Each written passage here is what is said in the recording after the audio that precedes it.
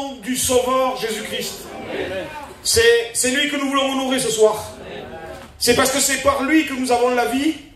C'est parce que c'est par lui que nous avons le pardon des péchés. C'est parce qu'un jour il a offert sa vie à la croix du Calvaire afin que le sang de Jésus purifie de tout péché. C'est ce qui fait la valeur de la réunion. Hein. Un fondement d'une vie chrétienne sans le sang de Golgotha n'est pas un fondement. Amen. Mais parce qu'un jour, le Christ est monté au Calvaire et que nous avons accepté le sacrifice de Golgotha, c'est par lui que nous avons la vie. Amen. Et ce n'est pas des méthodes, ce n'est pas une notice, ce n'est pas un mode d'emploi, une vie chrétienne. C'est parce que nous avons eu part au sacrifice de Golgotha que nous avons nos péchés pardonnés et que notre nom est inscrit dans le livre de la vie. C'est pour cela qu'un chrétien est heureux. Heureux en qui nous avons cru, à qui les péchés ont été pardonnés. Amen. Il n'y a pas de pouvoir être heureux amen. Sans pouvoir être pardonné de notre péché. Oui, la Bible nous parle dans le livre de Jean, chapitre 14 et premier verset. Il nous est dit, l'homme né de la femme, sa vie est courte et sans cesse agitée. Il naît, il est coupé comme une fleur, il fuit et fuit, il disparaît comme un ombre. Amen. L'homme né de la femme, sa vie est courte et sans cesse agitée. Et le psaume 39, le psaume de David, il nous est dit, Éternel, dis-moi quel est le terme de ma vie, quelle est la mesure de mes jours, que je sache combien je suis fragile. Voici, tu as donné à mes jours la largeur de la main, et ma vie est comme un rien devant toi. Oui, tout homme debout n'est qu'un souffle. Je vais vous dire une chose, ce soir, je veux prêcher avec conviction. Je veux prêcher avec ce que j'ai reçu dans mon cœur, dans une liberté profonde. Amen. La Bible nous parle que telle voie paraît droite à un homme, mais son issue, c'est la mort. Ce soir, je voudrais évangéliser comme si ça serait la dernière réunion. Comme le Seigneur reviendrait nous chercher à l'instant, ce soir, et rien, aucune prophétie nous empêche d'y croire que le Seigneur peut venir nous chercher ce soir. Mais tout est accompli. Les prophéties sont accomplies concernant le retour en gloire. Alors imaginez-vous, ce soir, que nous attendons l'enlèvement de l'Église. Et ce soir, je crois de tout mon cœur que la Bible nous dit l'homme né de la femme. Sa vie est courte et sans cesse agitée. Je voudrais te poser la question ce soir. À combien tu as estimé ta vie? Parce que la Bible nous parle. Que servirait-il à un homme de gagner tout le monde s'il viendrait à perdre son âme? À rien du tout. Parce qu'il y a deux endroits où passer l'éternité. Et je voudrais énumérer la vie de l'homme avec sa fragilité, avec ses incompétences, avec ses limites que la nature adamique a. Je voudrais vous apporter, comme David a pu écrire, quel est le terme de ma vie. Il voulait savoir, il avait les deux pieds sur terre, il avait fait de nombreuses expériences, mais il voulait savoir le jour final.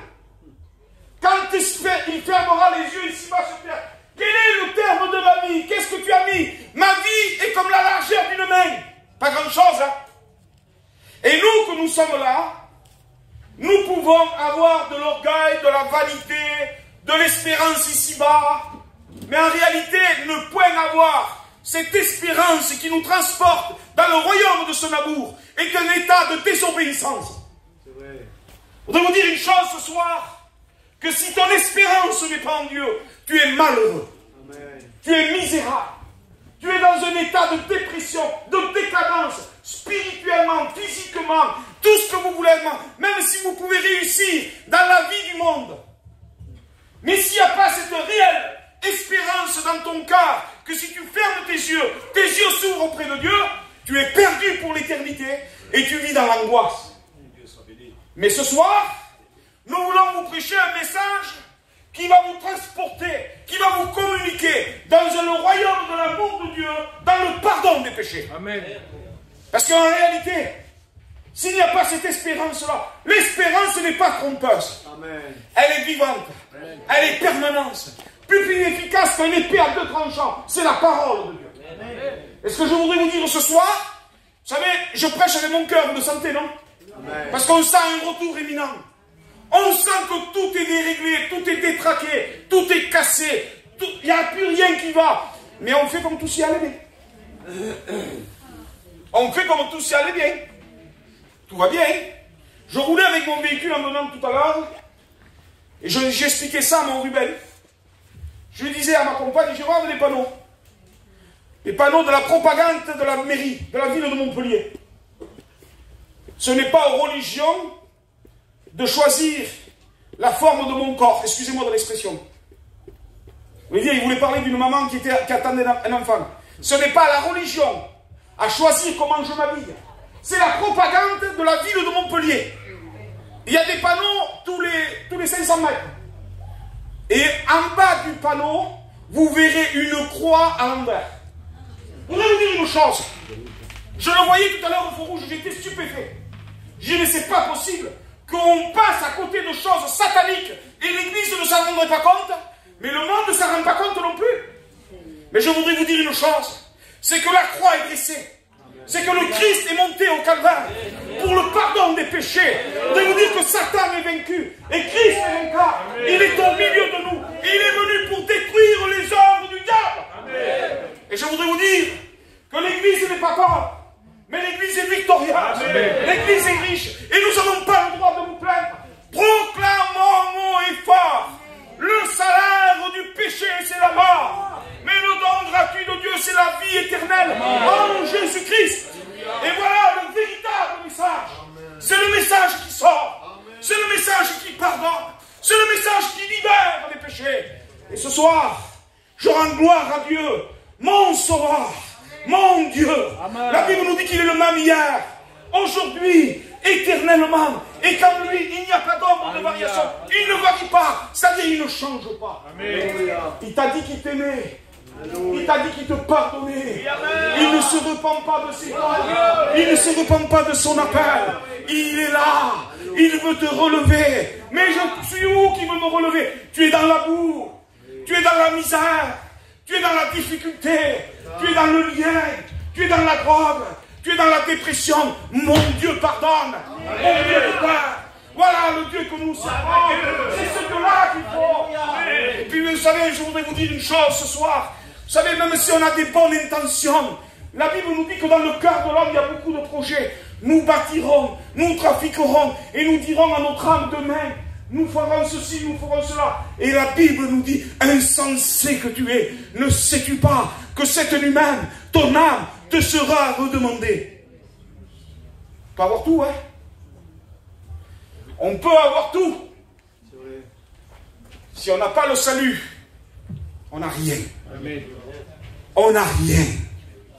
Ce soir, c'est du salut que nous voulons parler. C'est du pardon des péchés. C'est de la réconciliation avec le ciel. C'est trop important la réunion. On n'est pas des rigolos. On n'est pas des clowns derrière le pupitre. On veut apporter le véritable évangile. On veut apporter la parole de Dieu. Et je voudrais vous dire que pas derrière, là on peut paraître bien. Telle voie paraît étroite à un homme. Mais son issue c'est la mort. L'homme né de la femme, sa vie est courte et sans cesse agité. Je discutais avec un homme il y a quelques jours, il y a 3-4 jours. J'ai dit, tu as tout eu, tu as de l'argent, tu as tout ce que tu veux. Mais si tu n'as pas Jésus, tu n'as rien. Amen. Ce soir, il faut que tu poses la bonne question. Amen. Où j'en suis avec mon éternité? Amen. Parce que il faut régler l'éternité ici-bas. Parce qu'on peut essayer de se dire, je ferai ceci, vous lirez ça dans l'épître de Jacques au chapitre 4 et verset 14. Nous ferons ceci, nous ferons cela. Et la Bible nous dit, mais nous y trafiquerons, nous y passerons une année. Il y a des projets, hein, il y a pas mal de projets. Hein. Des projets dans nos cas. Ma compagne, elle a voulu partir au Disney, grève de train, elle n'a pas été. Ah oui? Non mais ça peut faire rire. Mais c'est pas grave ça de manquer le train. C'est pas grave ça. C'est pas grave. Mais le pire, c'est quand vous êtes prêt avec vos bagages. Vous arrivez en gare, avec vos bagages. Monsieur, le billet du transport, il est là, le train pourtant. Le train, il y est en gare. Le billet, madame, il vous faut le billet pour rentrer. Je ne l'ai pas, je l'ai oublié chez moi. Mais monsieur, je vous promets que je l'ai. Il est à la maison, il est plié, je l'ai oublié sur le placard. Ça ne sert à rien, monsieur, au placard. Ça ne sert à rien, madame, au placard. Ce qu'il faut, il faut l'avoir sur vous. Il faut montrer patte blanche. Et je voudrais vous dire une chose. On peut venir à la réunion. Tu peux prier le Seigneur. Tu peux connaître les cantiques. Et quand il y a l'enlèvement de l'église, tu n'as pas le sceau de l'agneau de Dieu dans ton cœur. Tu dis, mais il est où ton billet pour le ciel? Tu es en garde, tu y arrives presque, tu y es presque, tu n'es pas loin. Mais tu n'y es pas. Il te faut le pardon de tes péchés. Il faut accepter le sang de l'agneau. Il faut accepter Golgotha. Il faut accepter la vie éternelle. Il faut accepter de s'humilier. Il faut accepter de ne plus avoir raison. Parce qu'un chrétien n'a jamais raison. Un chrétien n'a jamais raison. Levez-vous ça de votre tête. Levez-vous ça de votre tête. Parce que si c'est une raison qui m'amène à la guerre, et je n'ai pas raison, moi. Si une raison doit me séparer de Dieu, je préfère mieux avoir tort. Et être auprès de Dieu. Et peut-être me repentir. Vous savez, les projets, la Bible nous parle dans le livre des rois, deuxième livre des rois, chapitre 6. La Bible nous dit qu'il y a les fils des prophètes. Ils sont là. Ils sont devant Élisée, devant la présence du Seigneur. Élisée est un type de Christ. Ils sont dans sa présence. Et quand ils sont dans sa présence, ils regardent leur église et ils disent, mais maître, c'est les fils des prophètes. Ils ont des bons projets dans leur cœur. Mais un projet, il faut qu'il soit accompli dans la volonté de Dieu et dans le dessein de Dieu. Vous savez, Dieu peut nous faire freiner à un certain moment. Pour que nous n'oublions pas l'essentiel d'une vie chrétienne et d'une vie avec Dieu. Et on ne peut pas fonder un fondement sans la repentance et sans le pardon des péchés. Alors il y a des gens qui viennent il y a longtemps dans nos réunions et on est obligé de reprêcher encore cela. Pourquoi? Parce que l'apôtre Paul a dit, je ne cesserai de vous répéter les mêmes choses et cela pour vous est salutaire. Et on veut prêcher ce qui est salutaire au milieu de nous. On veut prêcher la parole de Dieu. Tu n'es pas venu ici pour te tromper par des faux raisonnements. Je ne crois pas en ça, moi. Moi, ce que je crois, c'est que tu vas aller au ciel, comme moi. Alors, si moi, j'ai une tâche qui ne va pas et qui ne correspond pas, dis-moi-le, dis-moi, je n'ai peut-être pas vu. J'ai peut-être pas vu. Ça m'étonnerait que je n'ai pas vu des fois. Des fois, je cache, ça m'arrange. Que Dieu nous garde de cacher, de nous arranger. Mais ce soir, nous voulons vivre la véritable parole. Cette parole de salut. Qui a le même niveau pour moi que pour vous que vous êtes là. La parole de Dieu, elle a le même niveau. Mais pour vous, pasteur, c'est plus dur. Peut-être. Mais c'est le même niveau que toi. Et vous savez la différence qu'il y a? C'est que quand moi, j'y arrive pas à être au niveau, mon Dieu, mon Sauveur, il me prend dans ses bras. Il me transporte, il me porte au niveau. Mais pour cela, il faut que je dise, Seigneur, j'y arrive pas. Seigneur, je te demande pardon. Seigneur, je ne suis pas à la hauteur. Seigneur, je suis dans la misère. Mais la Bible dit quand le malheureux crie, l'Éternel entend. Et ne fais pas que t'entendre et te délivre de toutes tes frayeurs. Quelle importance c'est la réunion ce soir. Qu'est-ce que c'est bon d'avoir la véritable parole de Dieu. Nous l'avons. Pas parce que c'est moi qui prêche, mais nous voulons l'écouter avec vérité, avec pureté de cœur. Et ce soir, ces hommes-là, ils ont dit un jour, Élisée, il dit, homme de Dieu, Seigneur, le lieu d'habitation où nous sommes assis devant toi, le lieu de notre cœur est trop resserré. Il faut élargir. Il faut agrandir la place pour que Dieu réside tout entier dans notre cœur.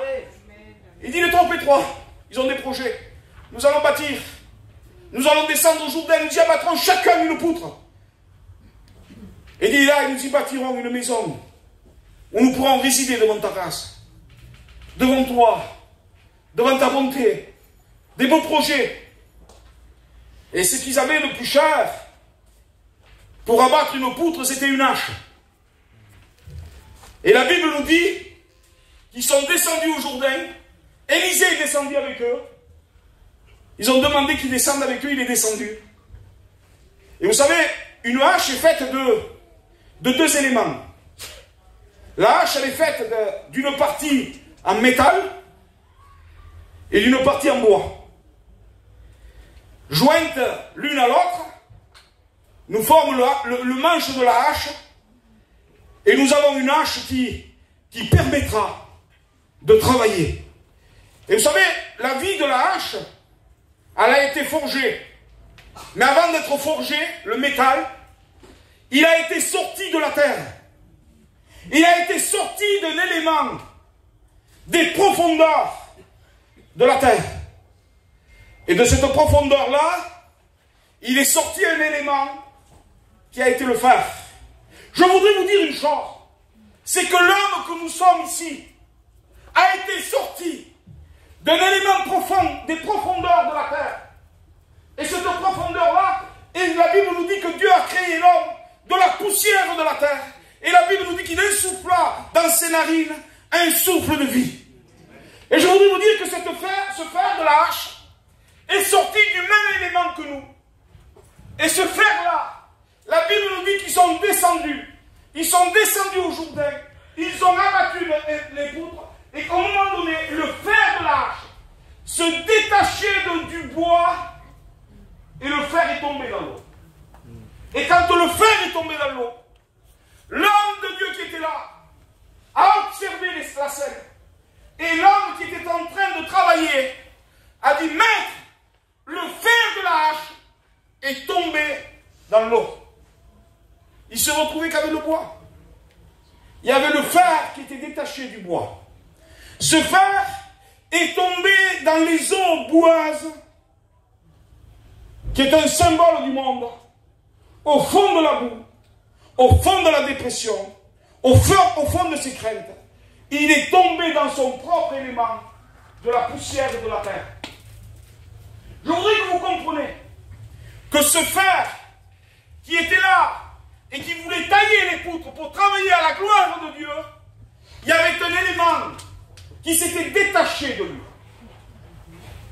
Et cet élément-là, je discutais tout à l'heure avec Max, et il me disait, un fer sans le bois, on peut toujours l'utiliser, mais pas de la même façon. Le fer, qu'avec le fer, on peut taper, on peut faire du bricolage. Mais on ne fera pas l'œuvre que l'œuvre de la hache doit faire. Pourquoi? Parce qu'il n'y a pas de relation avec le bois. Il n'y a pas cet attachement avec le bois. Et ce soir, vous voyez où c'est que je veux en venir. Vous voyez où c'est que je veux apporter vos cœurs. Ce que s'il n'y a pas cet attachement à la croix de Golgotha, le bois de la croix, là où il y a le pardon des péchés, et quand le bois est attaché au fer, à partir de ce moment-là, il va être utile. Il va trancher. Il va séparer ce qui est vil de ce qui est précieux. Ce qui est vil, c'est le péché. Ce qui est précieux, c'est ton âme. Il va venir, il tranche, il sépare jointure et moelle. Il sépare les ténèbres de la lumière. Il sépare la mort de la vie. Et je voudrais te dire une chose ce soir, c'est que ce bois, il est présenté, élevé entre ciel et terre. La Bible nous dit, quand je serai élevé entre ciel et terre, j'attirerai tous les hommes à moi. Voudrais-tu pas venir au bois de Golgotha, là où il y a le pardon des péchés? Amen. La Bible nous dit que là, ils se sont mis à crier. J'ai tout perdu. Elle était empruntée. Ta vie, elle n'est même pas à toi, elle est empruntée. Voudrais-tu pas la rendre à Jésus? Maître, il dit, j'ai tombé le fer. Ce fer qui a été sorti déjà une fois de la boue, il est encore là. Il est retombé dans la boue. Peut-être qu'il y a un retrograde au milieu de nous. Peut-être quelqu'un qui a abandonné.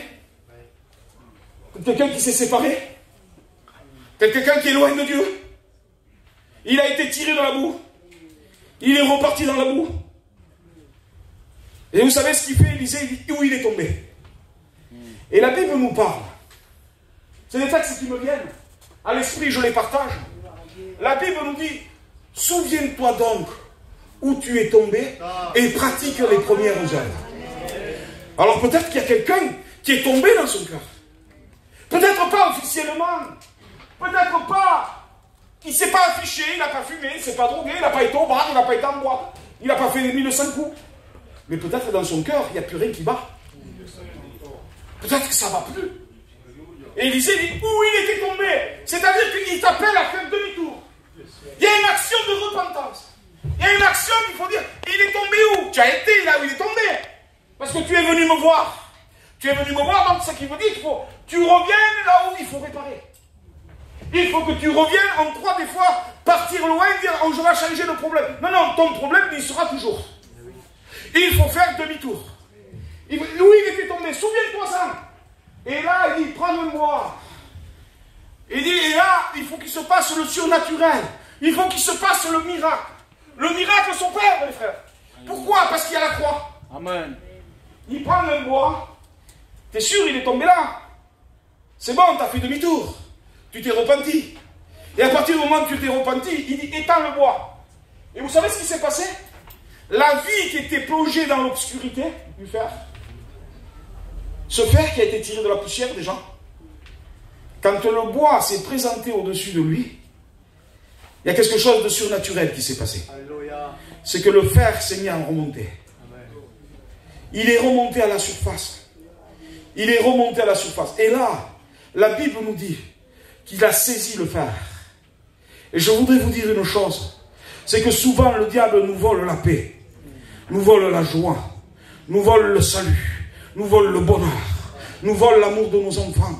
Nous vole la paix que Dieu peut mettre dans nos cœurs. Le diable est là, est un voleur. Le diable est un brigand. Le diable il est là, il ne nous fera pas de cadeaux. Il ne regarde pas l'enfant qui pleure, le diable. Il ne regarde pas la maman qui pleure, le diable. Il ne regarde pas le foyer qui est séparé, le diable. Au contraire, il est l'auteur de ça. Il est l'auteur de la malédiction. Il est l'auteur de la damnation. Il est l'auteur de la drogue. Il est l'auteur du péché. La Bible nous dit que le péché s'est trouvé dans le cœur de Satan. Satan, il s'appelait Lucifer, astre brillant. Il mettait le saut à la perfection. Mais il s'est élevé l'orgueil. Et la Bible nous dit qu'il a été projeté, propulsé sur la terre. Il y a eu le tohu-bohu qu'on appelle. Il y a eu un gros cratère. Pourquoi? Parce que la Bible nous dit dans Ézéchiel 37, il dit, on a vu Satan tomber du ciel comme un éclair.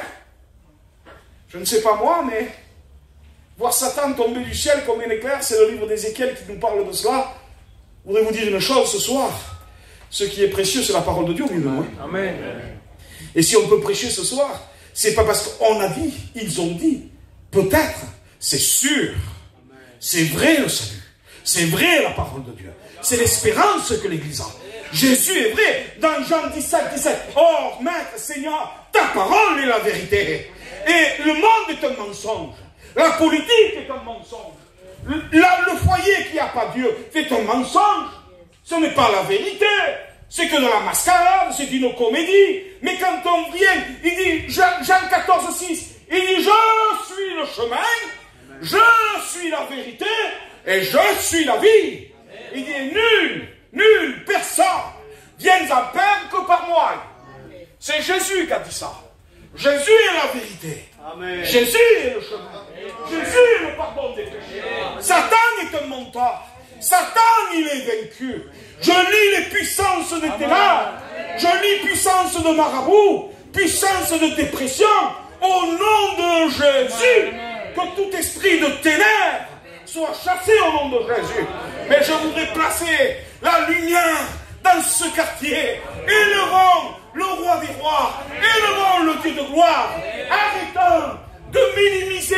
Je suis un chrétien. Non, tu es un chrétien ou tu ne l'es pas. Élevons, soyons la lumière des nations. Ayons le sel, apportons le sel. Donnons de la saveur. Il n'y a pas un évangile de peut-être on ne sait pas ou peut-être on ne sait pas. Il n'y a pas cet évangile. Celui qui dit peut-être je ne sais pas, qui retourne à la croix, à la repentance, à un contact avec le Seigneur. Voudrais-tu ce soir ta vie l'avouer et dire Maître, j'ai tombé le phare. Voudrais-tu le réaliser ce soir? Voudrais-tu réaliser que ta vie est plongée dans le noir? Voudrais-tu réaliser cela ce soir et donner gloire à Dieu? Amen. Voudrais-tu pas avoir ta vie surnager au-dessus de la boue, au-dessus des ténèbres, au-dessus de l'obscurité? Voudrais-tu pas avoir ton foyer heureux? Voudrais-tu pas voir tes enfants heureux? Mais viens à Jésus. Jésus a dit, venez à moi. Vous tous qui êtes fatigués, qui êtes chargés, je vous donnerai du repos. Alors ce soir, moi je n'irai pas plus loin. Mais ce que je crois en l'autorité de la parole de Dieu. Et cette parole de Dieu-là, elle est celle qui peut te transporter dans le royaume de son amour. Le crois-tu ce soir? Si tu le crois, la Bible nous dit que tu verras la gloire de Dieu. Crois-tu ce soir que le pardon des péchés est à portée de main? Crois-tu ce soir qu'un seul mot de toi, et ça devient possible? Crois-tu ce soir que Jésus répond au cri du malheureux? Crois-tu ce soir que tout ce qui est cassé autour de toi peut reprendre vie? Dis, mais moi, tu ne connais pas ma vie. Je ne veux pas la connaître. Mais je connais Jésus.